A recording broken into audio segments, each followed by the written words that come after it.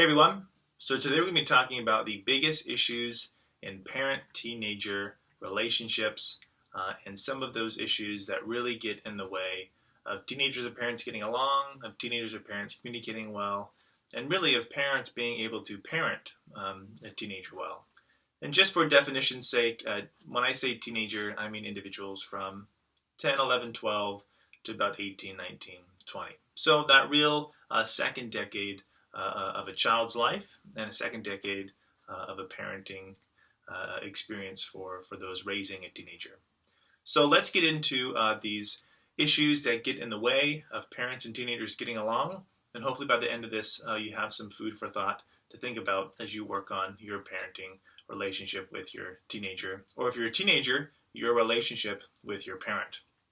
So first is in a teenager-parent relationship, there's often a lot of assuming going on. And what I mean by that is parents can often fall into a pattern in teenagers as well of assuming the worst about the other individual.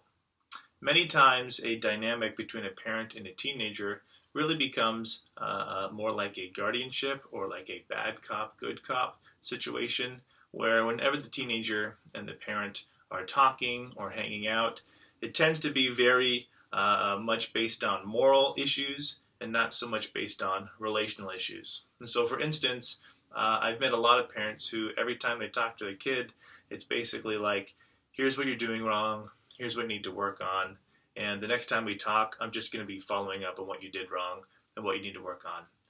Which really creates this precedence, this expectation in the relationship that what we have going on here is not really a relationship.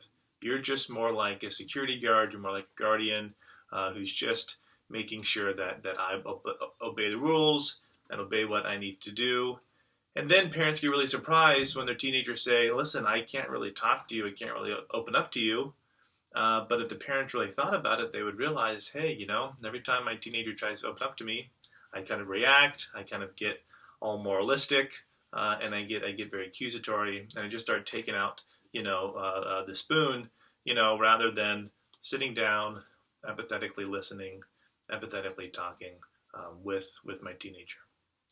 Second is to know that in the parent-teenager relationship, you can often fall into a situation where either the teenager thinks the parent's issues are silly, but more likely than not, the parent thinks the teenager's issues are silly. And so it is really hard when you're sitting with a teenager and you hear them talking about their little relationships at school, and you hear them talking about the things that worry them, to really take it seriously, especially if you're a single parent or especially if you're a parent who's, caring for their kids all day and then sitting down to look at their financial information and realizing, oh my gosh, we have so many issues coming our way, and then you sit down with your kid and they're talking about silly little school stuff. But it's important to remember that for a teenager, this is a crucial time in their life. Many times parents forget that teenagers are like, kids in general actually, are like a blank canvas.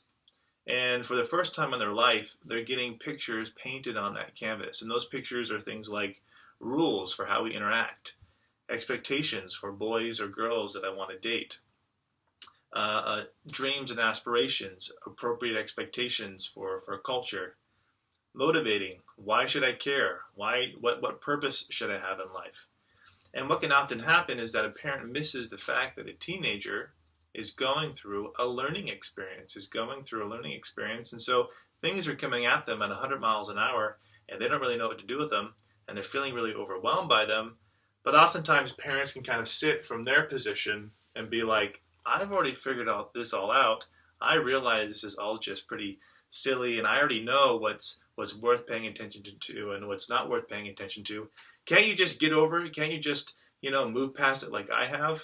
But again, parents fail to empathize with where the teenager's at, which is, hey, I'm in the middle of it. I'm in the middle of learning all this stuff. This stuff is all really real to me.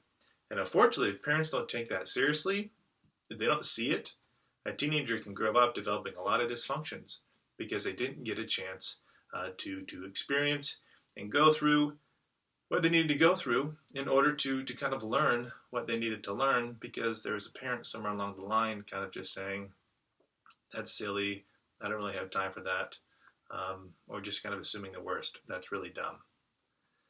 The last issue in the parenting teenager relationship, and again, this really does fall more on the parent, is that parents oftentimes think that their kid is the problem, and they struggle to take a moment to kind of think about how they may be the problem. And again, for parents, it's important to remember that your kid is a canvas. They're being painted for the first time by their experiences. They're figuring everything out for the first time. They're blank, and they're growing, and they're learning. And it's a pretty big stretch to assume that a teenager who is just kind of learning everything for the first time could truly be the source of all their own issues, the source of all their own problems. It's kind of like saying, wow, look at this landscape, I wonder what happened to it, and then believing that weather isn't a thing. It would be like walking into a desert and saying, yeah, I don't really believe in weather, but boy, look at this landscape. This landscape must have really done it to itself. This desert must have really made itself so dry, without ever considering the fact that, oh, maybe there's a weather system and it blocks rain from getting to this desert, and that's why we have a dry desert. So with this last issue that happens in a parenting-child relationship, we're really getting into missing the power that parents have in influencing their child and shaping who they are. And then oftentimes the child can actually just be a litmus test, and a child can be a symptom of what a parent may be experiencing or going through or needing to kind of change. So I hope those three ideas help you as you kind of think about, boy, what's wrong in my relationship with my teenager?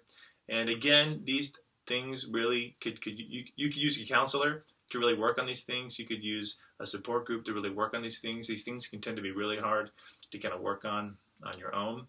And so hope that's some good food for thought, and I appreciate you watching, and I'll see you next time.